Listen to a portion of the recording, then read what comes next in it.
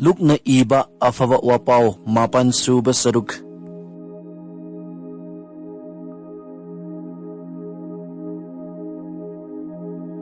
Jisuna sabok taranithoi bu punna kauraga makhoida lai pumna makpu tanthoknaba amasung laina singbu phahannaba pangal amasung matik pirame. Adudagi mahakna makhoibu ishorgi leibaki maramda wapau sandoknaba amasung anaba singbu phahanbinaba asi haiduna thakirame. Nakhoina chatpada karimatta pugano chaisu langfai khaw sel chengjel aduga phurit phawba anisuna pugano. Nakhoibu taramna tawba yum aduda nakhoina sahar adu thadoktriba phawba adum layo. Nakhoibu taramna lausindaba sahar adu thadokpa matamda makhoida sakhi oijanaba khongyagi uful kanthoklammu. Sebok singna khungang sing khudingmakta chatkiduna mafam khudingmakta afaba wapau sandoklame. Amasung mi singbu anaba fahanbirame. Galiligi Herod ningthauna thokliba pumnamak tarabada yamna chamamnarami. Maramdi mi kharana baptize tawiba John adu amuk hingalakle hainarami. Atay singna Elijah halakle hainarami. Khara amana mamangaigi isorgi wa takthokpa singi maraktagi ama hingatlakle hainarami. Herod na hairami aina John gi makok kaktat hankrabani adubu aina mahaki maramda tariba nupa asibu kanano. Aduga mahakna Jisubu unanaba hotnarami. Sebok singna halaktuna makhoina tawkiba pumnamak Jisuda tamlame. Mahakna makhoibu puduna makhoi ngakta Betsaida kauba sahar amada chathoklame. Miyam aduna madu tarabada mahaki tung ilami. Mahakna makhoibu taramna tawraduna ishorgi leibaki maramda takpirami. Amasung anaba singbu phahanbirami. Numit taramdaida sebok taranithoi aduna ibungoda laktuna hairami. Mi sing asibu khungang singda amasung akoibda leiriba lawai lam singda chattuna chafam amasung thungpham thijarunaba thadokpikro maramdi masi mi tadaba lamhangni. Adubu Jisuna makoida hairami nakhoina makhoida karigumba chanaba khara piyu. Makhoina khumlami aikhoigi leijaba haibabu tandum mangaga nga ani sigana loire. Aikhoina chattuna miya masigidamak chanaba leiruba ibungona pambibara. Mafam aduda mi lising mangaram lairami. Jisuna mahaki sebok singda hairami. Mi singdu yankai gi kanglup oina phamhalu. Airibadu sebok singna tawraba matungda Jisuna tandum mangaga nga aniduga lauraga sargada yankhatuna isorbu thagacharaga thugairami. Amasung madu mi singda yenanaba sebok singda pirami. Makhoi pumnamak oknanaba charami aduga lemhoba sing adu sebok singna thumuk tarani thoi khungatlami. Nongma Jisuna matomta haijaringaida sebok singna mangonda laklami. Ibungona makhoida hanglami. Miyam aduna aibu kanani haina bagay. Khoina khumlami kharana ibungobu baptize tawiba John ni hai aduga atayna mamangaigi isorgi wa takthokpa singi maraktagi ama hingatle hai. Nakhoina di aibu kanani haina khanbage. Peter na khumlami. Ibungo nahakti isorgi Chris aduni. Adudagi Jisuna makhoida masi kana amattada haidoktanaba chection na sinarami. Mahakna makhoida masisu hairami. Migi machanupa adu yamna awaba tagani. Ahalaman sing athoiba purohit sing amasung sastragi oza sing na mabu inthokani. Mahakpu hatkani adubu numit humni subada mahakpu hingat hanbigani. Adudagi Jisuna makhoi pumnamakta hairami. Kanagomana aigi tung ininglabadi mahakna masabu kathok chaduna numit khuding masagi cross laukhat chaduna aigi tung injasanu.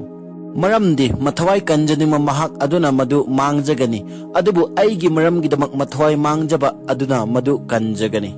Mi amana taibang pan apumba fangjaraga mahaki punsi mangjarabadi mahaki kari tongjabage. Mi amana aigidamak amasung tambiba asigidamak ikairabadi migi machanupa aduna mahaki matik mangalga. Mapagi amadi asengba sargadut singi matik mangalga loinana lenglakpa matamda mahakidamak ikaigani. Aina nakhoida sengna hairi mafam asida lepliba makhoi kharadi isorgi leibak udriba phawba khak siroi. Jisuna wasing ase haikiba matung chayol amarom lairaga Peter, John amasung James bu puduna ching amada haijanaba karami. Mahakna haijaringaida magi maithong honglami amasung mahaki firoldu mithakna ngawraklami.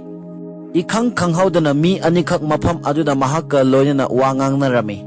Makhoi maushi amadi Elijah oirami. Makhoine sargagi matik mangalga lenglaktuna Jisuna Jerusalemda sibiduna thunamak Ishorgi thaurang thunghangadaba adugi maramda ngangnarami. Peter amadi mahaka loinabasingna kanna tumlami adubu makhoina haugalakpada Jisugi matik mangal amasung mahaka letminariba mi anidu urami. Mising aduna Jisubu thadok lamdaida Peter na ibungoda hairami. Ibungo aikhoina asida leijaba kayada fakraba aikhoina ibungogi Moshigi amasung Elijahgi damak khangpok ahum sajage. Mahakna hairiba adu masana munna khangjaramde. Mahakna nganglingayda leichin mapai ama pairaktuna makhoibu kupshilami. Aduga leichin na makhoigi mathakta lakpada seboksingdu kirami.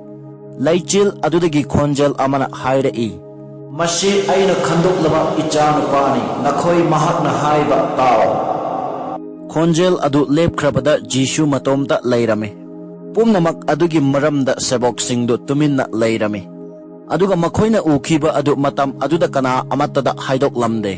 Mathangi nimita Jishuga sabok ahumdugana ching adudagi kumtharakpada miyam ama ibungoga oknarami. Miyam adudagi nupa amana lauraklami. Oja aina ibungoda nonjari aigi ichanopabu yengbiu. Aigi amata ngaijaraba ichani thawai amana mahakpu phajinduna khanglau lauhalli. Amasung sarai hauhanduna mayada kongol kai. Maduna mahapu wahanduna lay amasung itha thadokte. Aina ibungogi sebok singda tanthok pinaba haijay adubu makhoina tanthokpa ngamde. Jishuna kumlami nakhoise kayada thajagandaba amasung serannaba mino. Aina nakhoiga kya kuina laikhigadage kyam kuina aina nakhoibu khangsige. Adudagi mahakna nupa aduda hairami nacha adu asida purao. Nupa macha aduna laklingayda lai aduna mabu laibakta inthuduna sarai hauhallami. Jisuna fattaba thawai aduda yathang piduna nupa macha adubu phahallaga mapa mamada amuk sinabirami. Ishorgi achauba matik aduda mi pumnamak ngaklami. Jisuna tawriba khudimak aduda ngaktuna leiringayda mahakna sebok singda hairami. Aina nakhoida haigadawriba wa ase kauganu. Migi machanupa ase matik leiba mi singda pithokkadawri. Adubu masina kari hairibano haibadu khanglamde. Makhoina madu khangba ngamdanaba thuplambani. Aduga haikiba adugi maramda hangadaba sukirame. Sebok singna makhoigi marakta kanana khwaidagi hena chawbage haina yetnaba haurame. Jishuna makhoina khallibadu khanglame. Aduna mahakna angang ama lauriga manakta lephallame. Aduga makhoida hairai angang asibu aigi mingda laushinba mi aduna aibu laushinbani. Aduga aibu laushinba mi aduna aibu tharakpa mahak adubu laushinbani. Maramdi nakhoi pumnamakki marakta khwaidagi hanthaba mahak aduna khwaidagi chawbani. Johonna hairaklami ibungo nupa amana ibungogi mingda butsing tanthokpa aikhoina urami. Amasung mahakpu thinglami maramdi mahak aikhoigi kangbuda yaude. Jishuna khumlami mahakpu thingluganu maramdi nakhoigi mayokta leitaba midu nakhoigini.